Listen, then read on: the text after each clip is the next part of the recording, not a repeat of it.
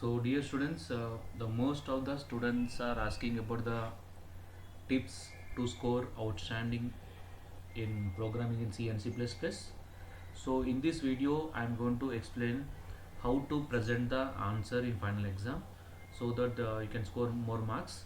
So, in C language, presentation is different than other subject because the subject is having the programs, syntaxes, and definitions. So, please just watch this video till end, so you will get a clarity that how to present the content. Okay, so now first you'll get a question. Suppose if you are getting any question, so for every question you need to write just a minute. So this is important points you need to remember. So first, whatever the topic you are getting, suppose you take the example of arrays concept. Suppose if you are getting the question related to arrays, so what you have to do, an array is a collection of storing dissimilar type of similar type of values in a single variable is known as array. After writing the definition, so compulsory first you have to write the definition. Okay, so all the whatever the concepts you are learning, for all the concepts you have to write the definition. So first point you have to write the definition, and the next point you need to write syntax. Okay, syntax.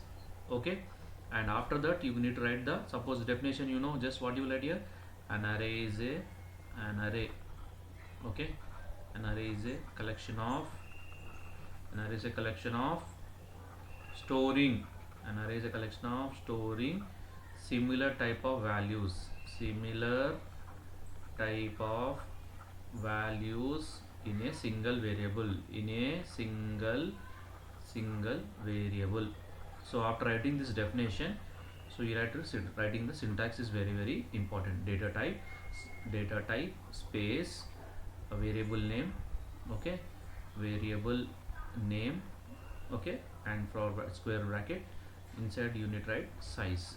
So how many values you want to store, you can give that size. So example, so after writing the example you write int, suppose I want to create an integer array, the name of the array is okay, so the size is 10. So it means what will happen, the array will be created with how many locations, 10 locations. Okay, 1 2 3 4 5 6 7 8 9 and 10. So always array index starts from 0, 1 2 3 4 5 6 7 8 9. Last index is size minus 1. Size minus 1 is 10 minus 1 is 9. So this is the name. Okay, you need to remember. In this, the name is given. Now name is given. Now this is what, suppose if you get this question in 2 marks, just this much is enough. The same question, if you are getting a long answer, you have to write the definition and you have to write the syntax, you have to write the example, and complete information you have to write. So arrays are of two types: 1D array, 2D array. So 1D array definition, 1D array syntax, and 1D array example. 2D array definition, 2D array syntax, and 2D array example. So if possible write program, otherwise you can leave it, no problem. Okay, so reason. Now if you are getting the question which is related to string handling function. Okay, string handling function. So what you write in string handling function, so you know so many functions are there. So remember why I'm saying this, why I'm doing this video, because just by listing the side headings you'll get 1 to 1.5 marks you'll get. Suppose if you get this question in 8 marks in final exam, if you don't know the concepts but you know the side headings, like what are the different side headings are there, so str, len, okay, string length, str, cpy, string copy, str, cat, concat. So by listing all, okay, by listing all these side headings you'll get 1 to 1.5 marks you will get in final exam. So that is what you need to remember. So after writing, so once you get this question, so first you have to write, first all list out all the side headings. After that, each and every side heading, okay, string length, it is used to find the length of the string. Okay, find the length of the string.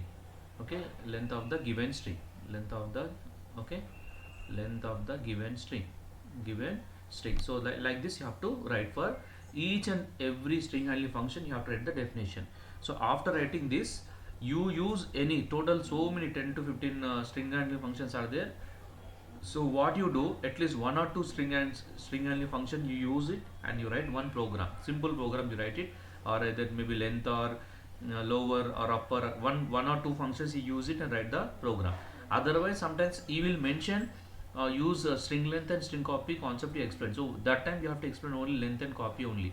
But mostly you will get what is string handling function with example, means you need to write all the side headings and after that explanation, and one or two functions, it is your choice. One function also can use it and write simple program, so you'll get 8 out of 8.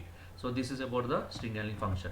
So when it is comes to the structure concept, okay, the structure, if you get the question in 2 marks question, you write the definition of structure, and after that you need to write the syntax is more than enough.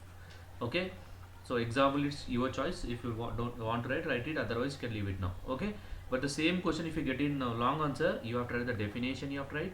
So after that you have to write the syntax, and you have to give the complete explanation about the structure. So when you are getting the question in 2 marks, just you write structure is a collection of storing dissimilar type of values in a single variable, is known as structure. Structure can be created with this struct keyword, the syntax, and is enough. So you'll get 2 out of 2 marks for this concept. So when you are going for the long answer, you have to explain with example. If possible, you write one simple program for this concept. Similarly, if the same question, if you are getting on union concept, so the same thing, if you are getting in the 2 marks question, you write definition, so followed by syntax, okay, is enough for 2 marks. Okay, so if you are getting the long answer, compulsory one example program I have to write it. Okay, now this is about the structure. So now the next very important topic we are going to discuss, that is called basic structure.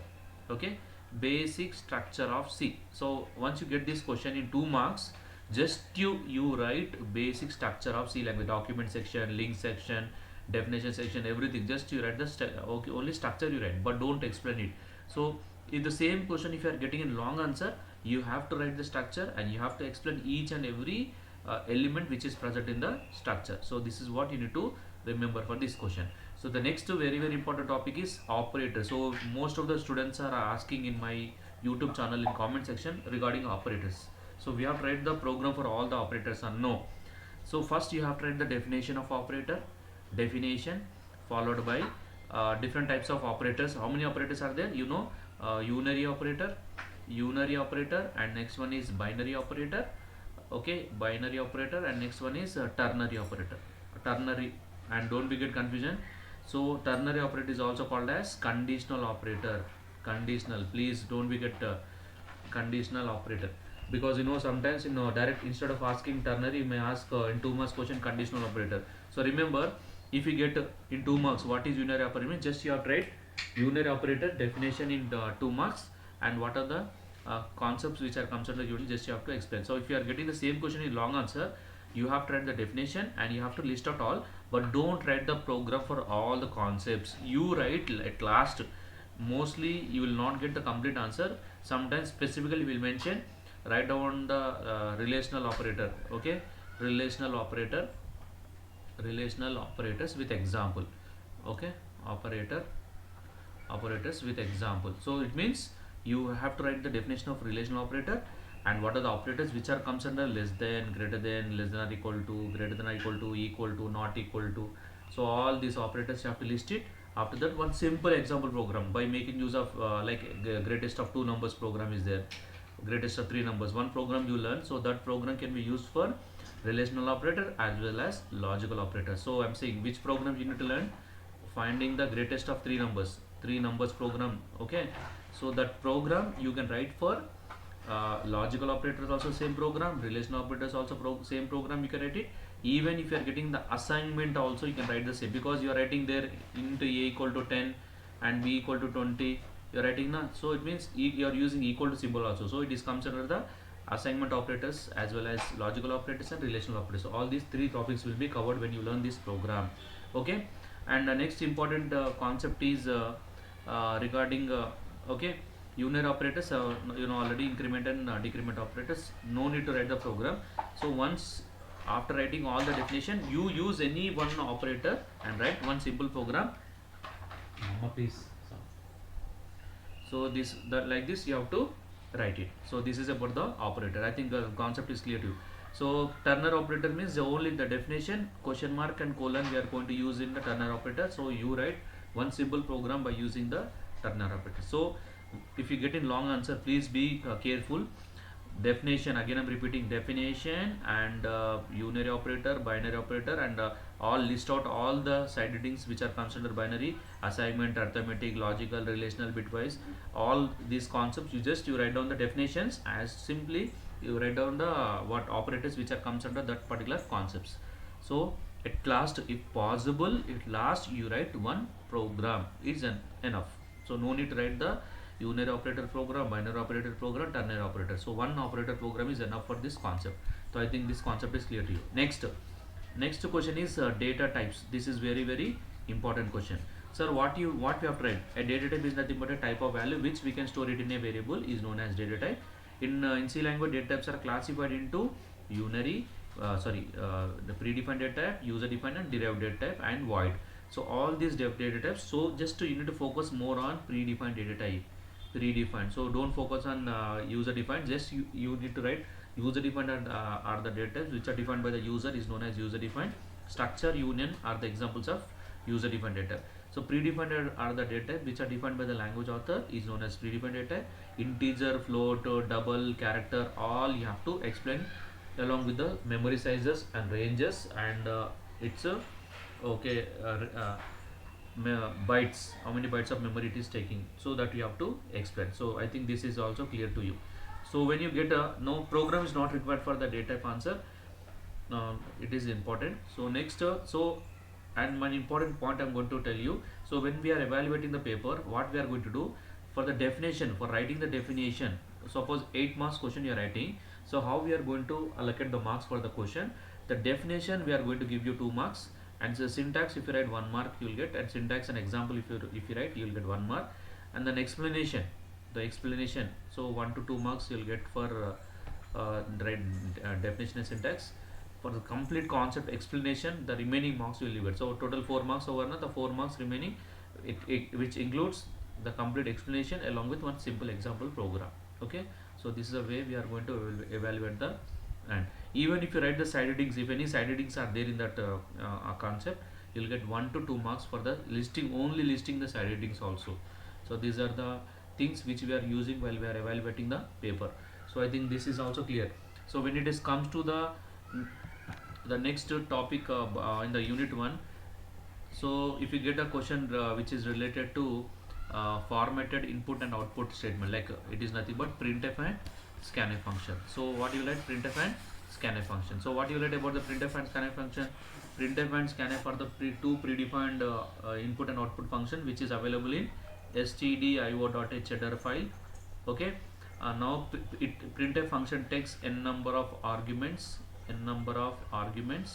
and the first argument must be in the double quotation and the remaining is normally, and whatever we are writing in double quotation in printf, it will display as it is on the computer screen.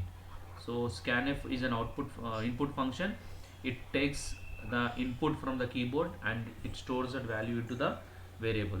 So it is also taking n number of arguments. The first argument must be in the double quotation, but in double quotation we are not going to write the any message. We are going to write only format specifiers. This is important thing you need to remember. Format specifiers only, like %d or %f or something we are going to write. So this is about this question. So only the definitions are important for what is printf and what is scanf, and after writing this, where it is available, and you have to write the one simple example, and syntax is enough for this concept. So when you are going to the concept called as this now object difference between C and C++. Okay, C versus C++. You need to write about the C and C language differences. So minimum 6 to 7 differences you have to write. 6 or 7 differences you write, you will get 8 of 8 you will get. Even if you write extra also, you will not get so you will get same marks. So minimum 6 to 7 differences you have to write about the C and C++. So total you will get 8 of 8 of. Okay, and the important thing is, when you get any question which is related to object oriented programming language, oops, so the same thing what you do, object oriented programming language. So if you get this question in unit 5, So what you have to do here, just you have to write about the object oriented definition, you write it. After that you write about the inheritance definition and polymorphism definition, and you write about the encapsulation. Okay, encapsulation definition, and you have to write abstraction definition. So this is about the this concept, just you write it. Now you'll get 8 out of 8 if you write this question. Okay, so this is a important thing you need to remember. And one important concept we are going to discuss in unit 5 is storage class. So this is very important question. The storage class, you know already, we have total 4 storage classes: auto, okay, register, extern, okay, extern and static. So these are the storage classes. So remember, for every storage class you need to remember that one is which keyword we have to use, and what is the default value for the storage class, default value of the storage class. And next one is scope, so where we can access, okay. And the life is very important, so when the life will be there. And the next storage area, so where it is taking the memory space, okay. These are the things you need to remember. So all these topics, it will be differ. So if you are creating an auto storage class, so auto keyword we are using, default value of auto storage class is garbage value, and default the scope within the block. So you know what is the meaning of block? The flower bracket open and flower bracket close is known as block. So within the block we have to use it. So once you are out of the block, it will be destroyed from the memory. Scope within the block and life will be within the block. Once you leave this block, it will be destroyed. And where it will be taking the memory space? In RAM. So same thing when you go to the static storage class variable. So we have to use static keyword. The default value of the static storage class variable is 0, and the scope within the block, okay. But life will be entire program. Once the complete program execution is complete, then only it will be destroyed. So what is the meaning of where it is getting the memory space? In static memory. This is important, static memory. It will not occupy the space in RAM. Instead of RAM, it is taking the static memory. So this is important point you need to remember. So next, when you are going to the concept of register, so register keyword we have to use. The default value of the register is what? Garbage value. And the scope within the block only, and life also within the block. Once it leaves the block, it will be destroyed. And the next one is extern is nothing but, next storage area is also RAM only. See, these both are register variable will take the memory space in register, not in RAM, where it will occupy registers. You know, total 8 registers are there in computer. The flip-flop register, input register, output register, program counter, like it will use the space, register space, okay. So extern, so once it leaves, what is the life? Within the block. Scope also within the block. Once it leaves the block, it will be destroyed. So next we are going to discuss the last storage class is extern. We have to use a keyword as extern, and the default value of the extern is 0, and the scope entire program, wherever you want to access this variable, you can access it. And the scope is entire program, and the life also complete program. Once the complete program execution is complete, then only it will be destroyed. So where it will take the space? In RAM only, okay. So these are the things you need to remember when you are going for the concept of storage class. So I think this is very clear to you, okay. So next important, suppose if you are getting inheritance concept. So inheritance, so one of the student is asking about the inheritance. So it's a lengthy answer now. So what we can do, if you are getting this question in your 8 months, you write only the definition of inheritance. What is the definition of inheritance? Acquiring the features from one class to another class is known as inheritance. After writing this inheritance definition, you draw the diagram of inheritance, like A to B, and this is called as base class, and this is called as derived class, okay. Derived class. After writing this definition, so if you get in 2 marks, just you write this much of information, you'll get a 2 out of 2. If you get a long answer, you have to write with one example program. Just you create 2 classes, you access one class features into other class, and you explain that at least by what is happening in your program, the program information also if you explain. So you'll get a 8 out of 8 marks in your final exam. Okay. If you want to write types, so in exam if you get what is inheritance, explain in detail, and with the types if you get, so you write all the list out all the types: single inheritance, multiple inheritance, multi-level inheritance, okay, multi-level inheritance, and multiple inheritance. So all list out all this multiple inheritance. Next one is hybrid inheritance, hierarchical inheritance, okay, hierarchical inheritance, so all list out all. So for all these concepts you write the definition and diagram. So these two things are important for you. Okay, so you got a clarity now. Once you get in 8 marks inheritance, you write the definition and diagram of inheritance diagram, and what are the different types of inheritances are there, you all list out all the different all the types and write about the definitions of all the types, and diagrams are important. If time permits, you write single inheritance program is more than enough. Okay, one program, if time permits only, you write it, otherwise you can write the theory also, no problem. Okay, the definitions and diagrams are, and diagram should be clear, so then only you'll get a marks. So last unit, one more question is there: polymorphism. So sir, what is the meaning of polymorphism? One form can be expressed into multiple forms is known as polymorphism. Polymorphism is a Greek word. Poly means one, morphism means forms. So after writing this, it is of two types of polymorphism is there. One is compile time polymorphism, and the next one is runtime polymorphism. Runtime, or it is also called as execution time. Execution time. So these both are same. So these are the things you need to remember. So first you write the definition of the polymorphism and how many types of polymorphism. So compile time polymorphism definition right, and runtime polymorphism definition right. So if you get in 2 marks, just you write only polymorphism definition, it is more than enough. No need to write about a compile time and runtime. If you get a long answer, you write it definition of polymorphism and compile time polymorphism definition and runtime. Either you explain compile time polymorphism with example, or runtime polymorphism one example you have to explain. So you know compile time polymorphism can be achieved with the help of function overloading. Okay, overloading.